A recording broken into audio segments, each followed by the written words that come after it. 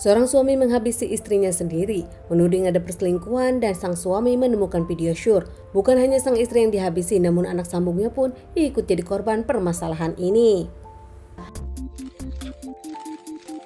Kisah nyata yang aku ceritakan kali ini terjadi di Kalimantan, Pontianak. Seorang wanita bernama Sumiati Subarani, berusia 39 tahun, biasa dipanggil Umi.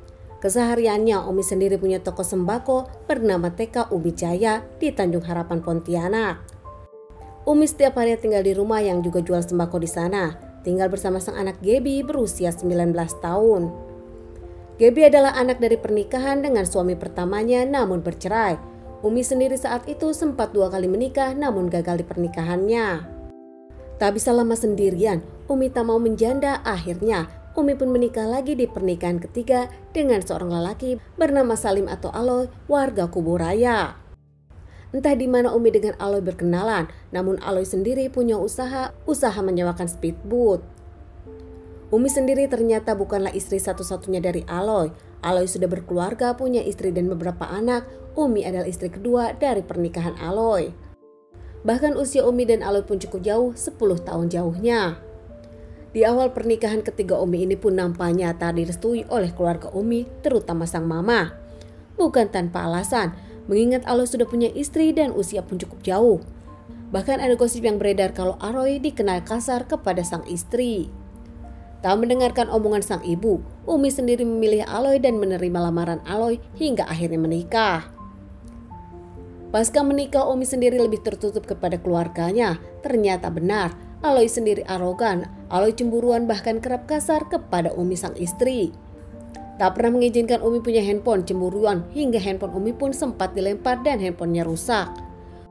Tak menginginkan Umi punya kehidupan di luar. Saat handphone Umi rusak pun, sang suami Aloy memang tak menginginkan Umi membeli handphone baru. Bahkan menyebutkan, handphone adalah barang yang bisa merusak hubungan rumah tangga mereka. Umi yang tak pernah bercerita masalah ini kepada keluarganya, namun sang anak Gebi bercerita kepada neneknya tentang perilaku ayah tirinya. Hingga ada yang aneh di tanggal 23 September 2020 di Rabu malam. Ibunda dari Umi merasa aneh tak bisa menelpon Gebi, tak seperti biasanya. Bahkan dirinya pun mencoba WhatsApp namun tak dibalas, meminta keluarga lainnya untuk datang langsung ke rumah Umi. Saat keluarga mendatangi rumah Umi, merasa lebih aneh karena pintu terkunci dari luar namun lampu mati gelap seperti tak ada orang. Penasaran, mereka pun mengintip dari luar. Saat diintip nampak melihat motor Umi dan motor Gebi di rumah. Merasa makin ada yang aneh, keluarga dari Umi pun memanjat pagar dan langsung melihat lagi. Nampak kaget menemukan 2 orang terbaring di rantai, hingga keluarga pun panik dan menabrak pintu tersebut. Kaget menemukan Umi sudah tak bernyawa dan bahkan Umi pun mengeluarkan cairan yang cukup merah dan sudah mengering. Tak jauh dari jasad Umi, ditemukan Gebi, anak dari Umi, sama dengan kondisi tragis, mengeluarkan cairan merah dan sudah mengering juga. Keluarga bahkan dibantu para tetangga yang berdatangan terkejut, langsung lapor kepada pihak kepolisian. Tak lama pihak kepolisian pun datang ke TKP, menyelidiki kasus ini dan membawa jasad ke rumah sakit untuk dilakukan otopsi. Pihak kepolisian pun menginterogasi keluarga dari Umi. Bahkan tak hanya keluarga, tetangga pun ikut diinterogasi. Hasil otopsi pun menyebutkan kedua jasad mendapatkan banyak tikaman dan mengeluarkan cairan merah hingga berpulang. Polisi pun mendapatkan info dan kecurigaan kalau suami Umi adalah pelakunya. Menurut para tetangga, Umi tinggal di sana 6 tahun lalu bersama sang anak Gebi.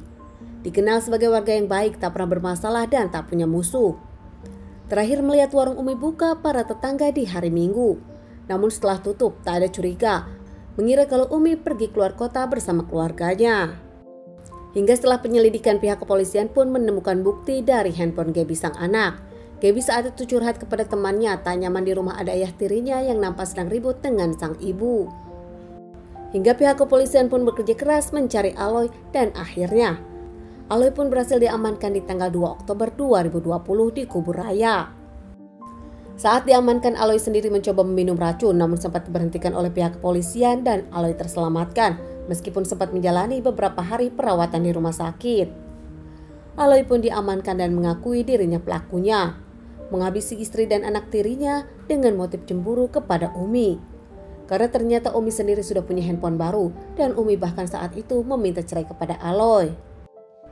Saat Umi meminta cerai kepada Aloy dan ditolak oleh Aloy, keduanya pun ngobrol makan malam. Saat itu Aloy pulang ke rumah Umi dan sempat ngobrol dengan Umi. Namun nampaknya obrolan ini berujung cekcok. Saat itu Umi meminta cerai namun Aloy makin gelap mata. Tak lama Aloy pun langsung keluar membawa besi, masuk lagi ke rumah dan memukul Umi beberapa kali, membuat Umi pingsan tak bernyawa. Tak lama Gaby keluar melihat ibunya terluka. Gaby membawa alat untuk memukul ayah tirinya, namun dibalas lagi oleh Aloy. Gaby dipukul dengan besi beberapa kali hingga sama Gaby pun tak bernyawa. Usai melakukan aksinya, Aloy pergi dengan membawa handphone Umi dan keluar mengunci pintu rumah dari luar. Tak lama Aloy pun pulang ke rumah, membawa speedboat, bahkan dirinya pun sempat pamit kepada istri pertamanya akan pergi lama tanpa memberikan alasan.